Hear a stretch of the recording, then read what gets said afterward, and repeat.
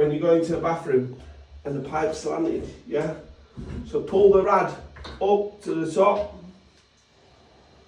and then check that it's not slanted. Pass me that level now, please. Upside down somewhere.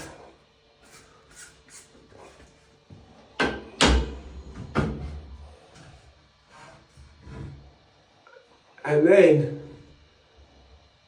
get it bang on. Always check your pipe. Make sure it's not twisted coming out of the wall. See on this here? The tiler's done a bigger gap there, so for us to fit it, what we want to do is we need to move that over slightly.